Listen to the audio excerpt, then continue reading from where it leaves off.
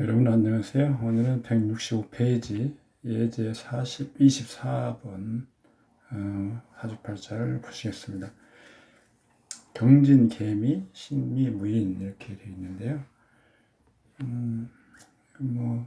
읽어보시면 신금 미월생 기토가 사령하고 건조하다. 개수가 투출하여 윤토 생금한다. 수로서 조우하지 않으면 불가하다. 원구의 개수는 임수에 공동을 못하지만 없다. 나으니 개수를 정하여 생발하는 정이 있게 된다. 이렇게 보는 거예요. 식신격이죠. 식신격. 전통적인 방법에 의해서 본다면요. 이런 전통적인 격국 방식도 좀 더 생각을 해보면 기토 편인이 식신을 보니까 효신이 되어버렸죠. 그래서 흉신이니까 재성을 용하는데 경금이 기토에서 극한이 식신으로 화급 위제한다. 즉 인중 간목 개성 개수 식신이 희용신입니다. 기토는 효신, 경금 격제가 기신이죠. 인성이 편인이죠. 편인이 효신이 되는 경우는 간지에 식신이 있는 경우입니다. 그래서 이 경우는 개수 식신이 있기 때문에 미토는 편인이죠. 아니 효신이죠. 이 팔자는 그래서 격은 효신, 용신은 간목 재성, 희신은 개수 식신이 되겠습니다. 전통법으로 봤을 때요. 주보법으로 한번 봐볼까요? 주보법.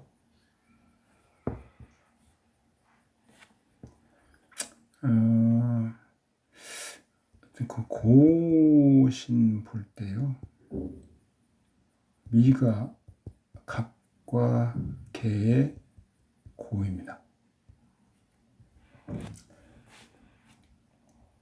미토 중에 간목이 투간하면 당연히 격신 자격이 있고, 미월인데 미가 있는데 인목이 있어도 간목을 취할 수 있고요.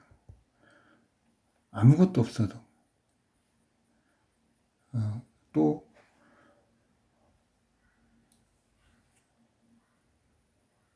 미토를 미중에 간목을 취할 수 있습니다. 고신은 그만큼 중요한 작용을 하는 거죠.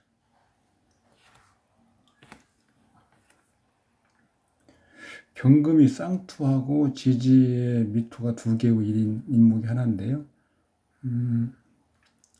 투간했다면 경금이 극해 보일 것이죠. 그래서 미월은 간목에 패고 되어 있습니다. 진중의 임수 상관을 쓸 수 있죠. 개수를 쓰지 못하는 것은 지금 월에 미중에서 개수가 투간했지만 바로 극을 당하는 것이기 때문에 개수를 쓰지 못하는 겁니다. 그래서 이 팔자는 격신이 갑, 용신이 임수 이렇게 됩니다. 청신은요? 청신은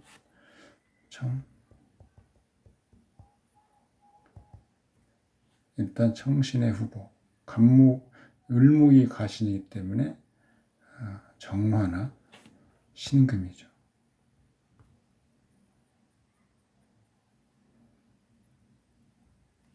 미월이니까 정화도 좋고요.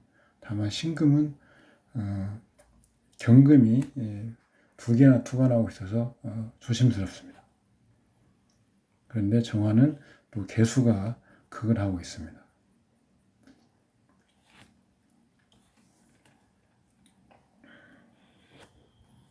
그래서 이 팔자는 원칙적으로는 일단 먼저 선,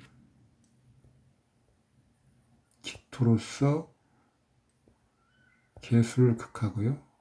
그 다음에 후에 정화를 쓰는 겁니다. 그래서 개수, 기토, 신금은 사용하지 않습니다. 그래서 갑, 임, 기, 정 이렇게 되겠죠. 이렇게 격신과 웅신, 그 다음에 청용신을 수용하고 나면 그 다음부터는 별로 어렵지 않습니다. 정해운을 볼까요? 정해운. 운간 개수가 겁재 경금을 제복합니다. 원국에 신금이 투관해 있지 않으므로 이성인 정화가 이성인 경금을 극할 수 있습니다. 운지 간목의 생지죠. 해수, 임수의 록지, 미토와 회국을 해서 임목하고 간목이 세왕하고 격용신이 득지하니 발제가 10억이 넘는다. 이렇게 붙여져 되어 있네요.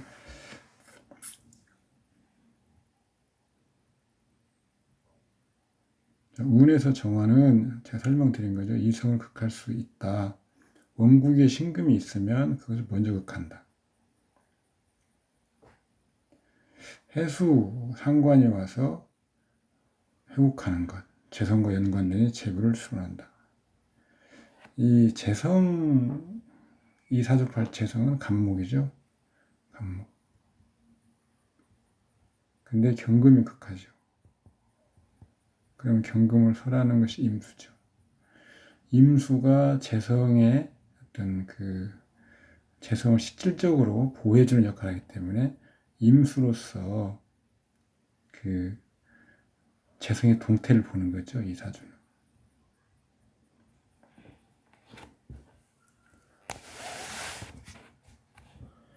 병술운에서 발제하는 것이 아니고 정해운이라고 본 이유는 병화는 설하고요. 간목을.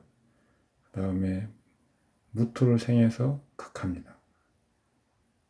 술토는 또 진술충, 미토를 형하고요. 화국합니다. 무기토 극왕하게 되죠. 그래서 술을 극진하기 때문에 재부와는 연결되지 못하는 거죠. 자, 무자운을 볼까요? 무자운.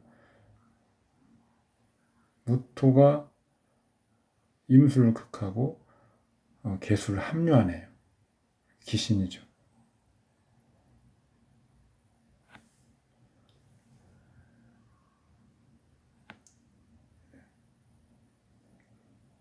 문지는 격신의 폐지, 가신이 청해지죠. 재산을 파진하고 부채만세, 오행이 폐지를 험지다. 기축은 기토가 제일 여기서는 지금 기토 개수를 극하니까요. 일단 좋은 운으로 생각하기 쉬운데요. 왜 지금 간경화가 걸렸을까요?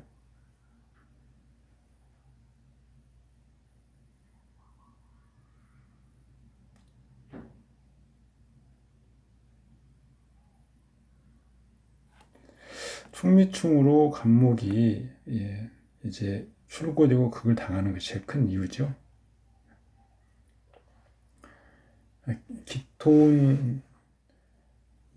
기토운에는 일단은 그런 것이 표면적으로 드러나지는 않습니다.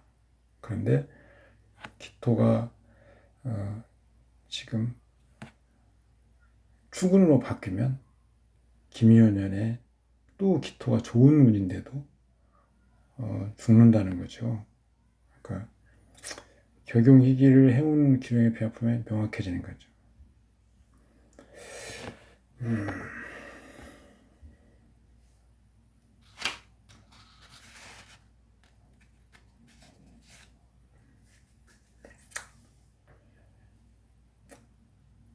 기토는 원래 기토를 볼 때, 기축운을 볼 때요. 기토는 아까 원국에서 개수가 있으므로 이것을 제압하는 용도로 먼저 써야 된다고 하지만, 어쨌든 이 정화는 기토 때문에 지금 신금을 쓰면 개수가 생겨지고요. 정화를 쓰면 정화를 손상을 주는 거죠. 그래서 기토는 부득이하게 쓰는 글자이기 때문에 기토가 오면 반드시 이 사주에서 좋다라고 말하기는 힘듭니다. 그리고 지지에 지금 미토가 강하죠.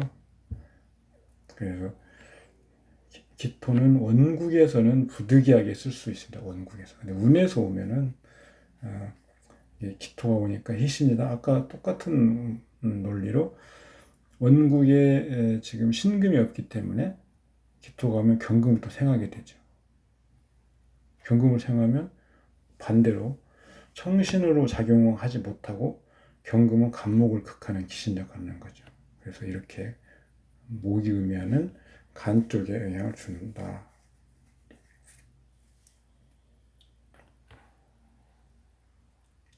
전통법으로 보면 개수가 조용신이고 해수운의 개수가 왕지죠.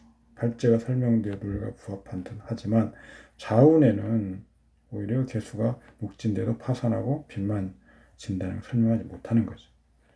그러니까 정해운과 무자운, 해자축, 수방 이렇게 다 좋다 이런 식으로 우리가 고서에서 말하고 있는데, 인류가 동방으로 간이 어떻고 이렇게 보는 것은 비약적인 부분이 있기 쉽다는 거죠. 그래서 한 글자 한 글자 반드시 나누어서 검증해 봐야 됩니다. 급수계산법을 보면 재부를 볼 때는 간목으로 계산하는 거죠. 이 급수계산 방법에서 약간의 견해가 갈리는데, 미월에 갑고 6급 맞죠? 경금이 관대지 3급이 거기 있으니 차감하면 3급.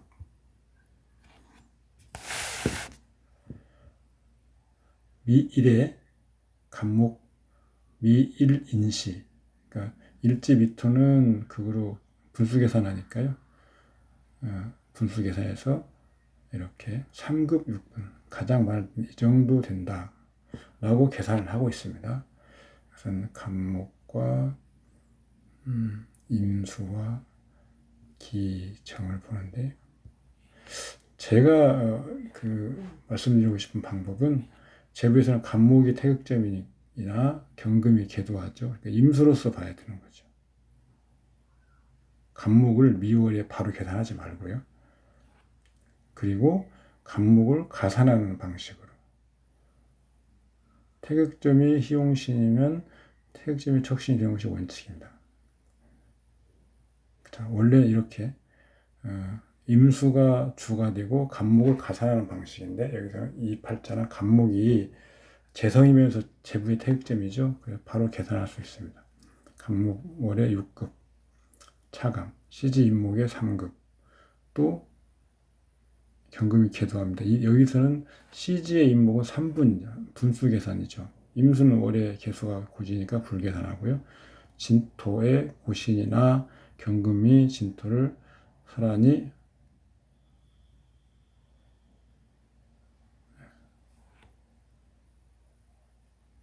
6분이죠. 그러니까 년의 진토는 임수의 고신이긴 한데 무토가 있어서 그걸 합니다. 그래서 급수 계산을 하죠. 분수 계산을. 그런데 경금이 그걸 설에서 도와주니까 6분을 얻을 수 있다는 얘기입니다. 그래서 3급 6분이죠. 3급 9분. 급수는 똑같이 나옵니다. 방법이 약간 다른 거죠. 왜 재산을 지키지 못하는가? 간목 태극적으로 봐야죠. 시주에 경금이 계두해서 임목을 극하죠. 이것을 해소하거나 통관해주는 글자가 있어야 되는데 이거 원국에 이 팔자에서는 없네요. 그리고 그것을 보면 투관하고 있는데 추군에 이제 기신운에 걸리는 거죠.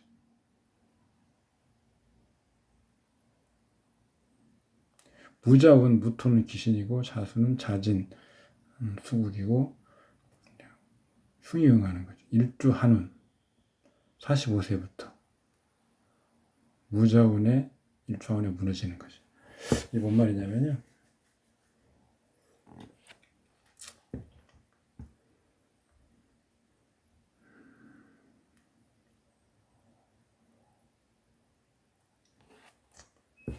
한 글자당 우리 8년을 계산합니다. 9년을 계산합니다. 9년. 그래서 이게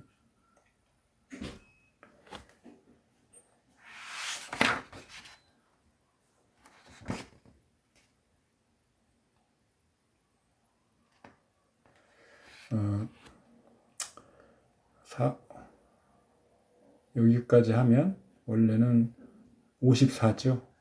69, 54. 그러면 지금 여기부터는 55세인데요.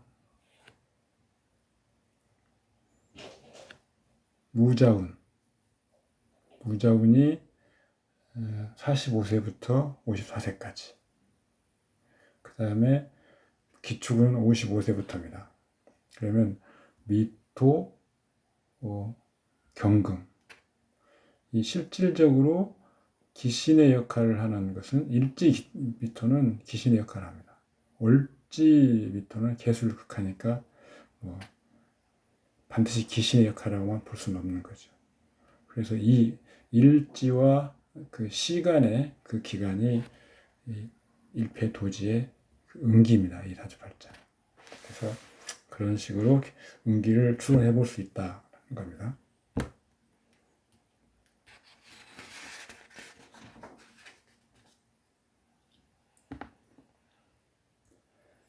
자운에는 간목 태극점을 보면 욕지니까 욕패지죠.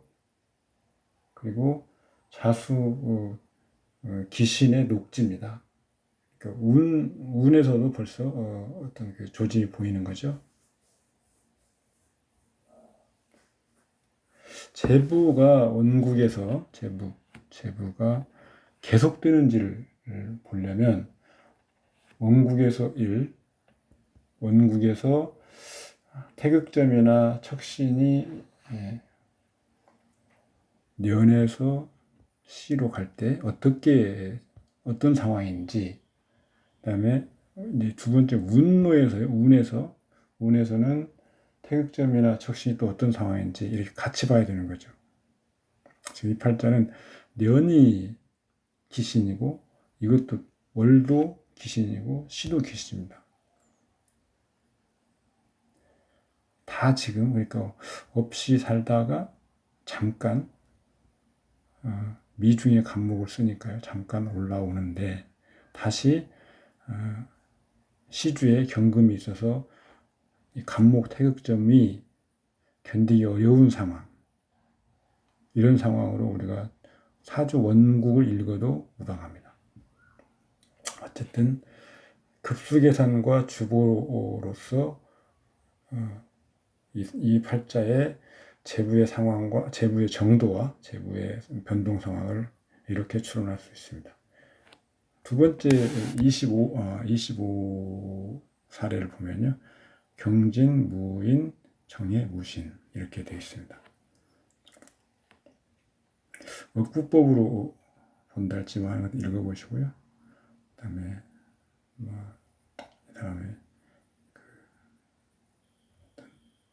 행장 이렇게 보면 이렇다고 합니다. 근데 억구법으로 볼 때도 중요한 것은 저기 써놨지만 억구용신이 한 번 정한 원고에 정한 억구용신이 언제나 희용신이 되는 건 아니죠.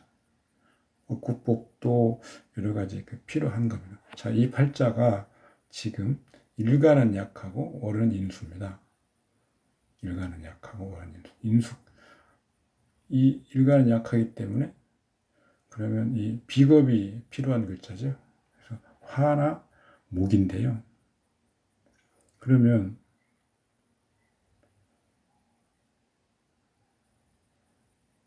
그래서 금이 왔습니다. 경금이. 이 팔자는 경금이 귀신이지만 운에서 오면 귀신의 역할을 하지 않는다는 거죠. 자, 무토를 설해주기 때문입니다. 그래서 무조건 신약하면 인비가 희용신이고 식재관이 귀신이다. 이런 식으로 보는 것은 잘못된 거라는 거죠. 구조상 무토는 귀신인데 경금은 원래는 귀신이지만 희신 역할을 하는 겁니다.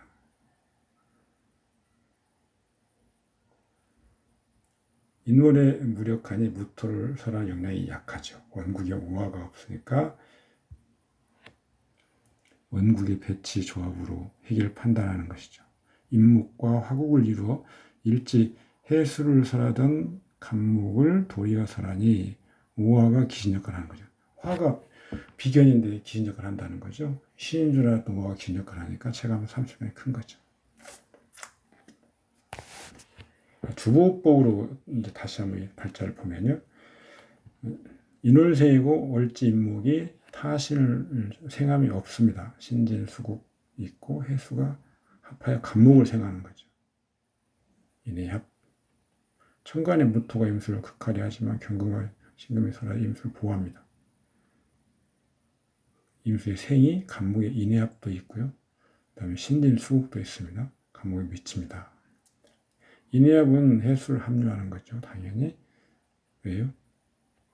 인목을 생하는데 힘이 설기되고 있으니까 합하면 합류하는 겁니다. 인목은 극을 받음이 없고 경금은 인목을 극하지 못합니다. 받음이 없고 생을 받고 있기 때문에 합거됩니다. 체형을 고려하면 인월에 투관한 무토가 약하지만 인목이 합거되어 되며 경금은 무력하니 격신이 무토가 되고 용신은 인중평합니다. 여기 무, 용이, 평.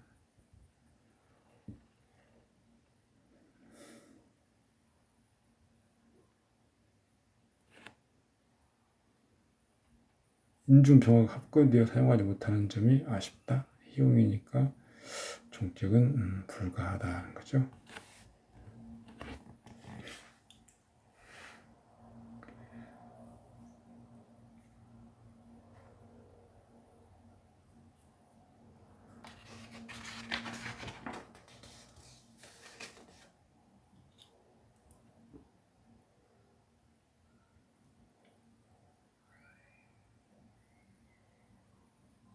김효은 가신이죠. 가신. 그렇지만 무력학과 폐해는 뭐 미미하다 이런 정도. 경진은 기신이죠. 또 공부를 의미하는 상관 무토를 설하는 거죠. 그러니까 단순히 뭐 항마운 재성 이래서 그 성적이 떨어지고 여자 공부 추천을 하는 게 아니고요. 그 재성이라고 하는 글자가 어떤 영향을 주는가에 따라서 보는 겁니다. 재성은 당연히 식상과 관련된 식상은 재물의 원천이기도 하지만 우리는 학력이나 공부를 볼 때 식상을 태극점을 본다고 했죠. 그러니까 공부에 영향을 주는 겁니다. 이몽은 임수 귀신 뭐 이런 식으로 이 주보법의 가장 큰 좋은 점은 글자별로 티기를 다 가릴 수 있기 때문에 어떤 현상이 일어나는지 바로바로 알 수 있는 겁니다. 예를 들어서 이런 발자가 예를 들어서 임인년이 왔다. 임수는 관이지 않습니까? 귀신이죠. 관사구설, 사고 이런 것들이 나타나기 쉽죠. 그런데 이게 무토의 견제를 잘 받으면 그런 것들이 덜 나타나고 도리어 전화위복이 될 수 있고요. 그런데 이 격신이 무토입니다. 그러면 이것은 무토 입장에 봤을 때는 재성이죠. 그래서 사고나 관사 구설 뭐 이런 것들이 재성의 형태로 드러나게 됩니다. 그러면 재성이 안 좋은 점 드러나는 거예요. 안 좋은 형태로 드러나는 거죠. 돈을 까먹는다거나 게을러진다거나 뭐 여자와의 어떤 문제가 있어서 뭐 그런다거나 아니면 사회인 부와의 문제가 있다거나 뭐 이런 거죠. 뭐 낭비하거나 이런 것들이죠. 그래서 일간과 격신의 관계로 두 번 해석을 가능하고 하나는 인과관계로도 가능하고요. 하나는 어떤 개인적인 어떤 일, 심성 그것을 사회적인 일로 나타내는 것 이것도 가능합니다. 그래서 이 주보를 이용하면 통변할 때도 풍부하게 할 수 있는 거죠. 여기는 한번 그냥 종격으로 보는 경우 보시면 됩니다. 참고로 이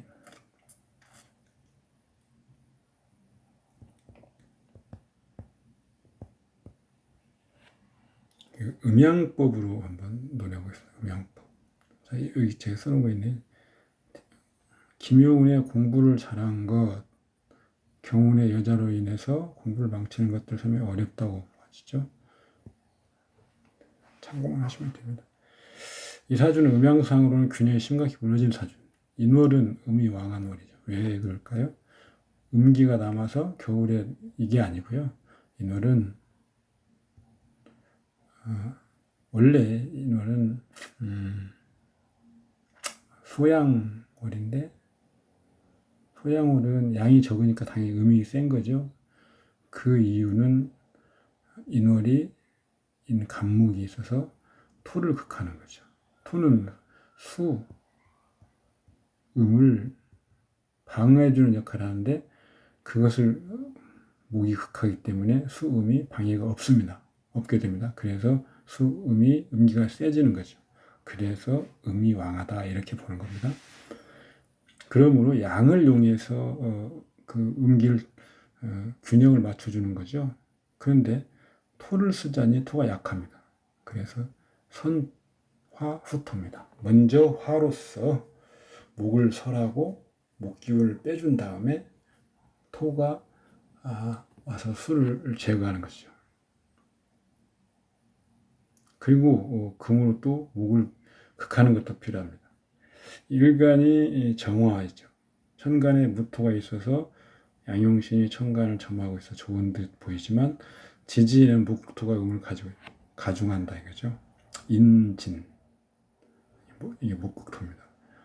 무인 동주에서 목극토입니다. 경진은 경금이 투간하고 토생금 하는 거죠. 경진 그렇죠? 토생금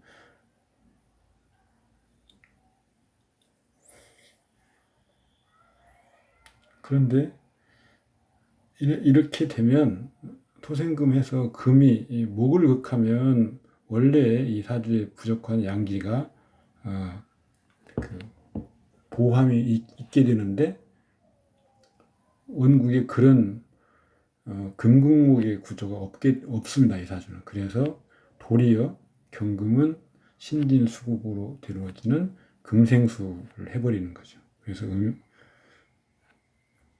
양을 도운 듯 하다가 결국 음을 돕는 거죠. 유년에 금국목이 응하면 기람이 있는데 신사운 황급금으로 도리어 음을 이루지 못하고 화해충 사신합은 양을 구응하니 흉중의 길이 있습니다. 이모우는 수국화죠. 근데 이것은 일주에서 수국화가 지금 있는 상태죠. 나에게 흉사가 응한다.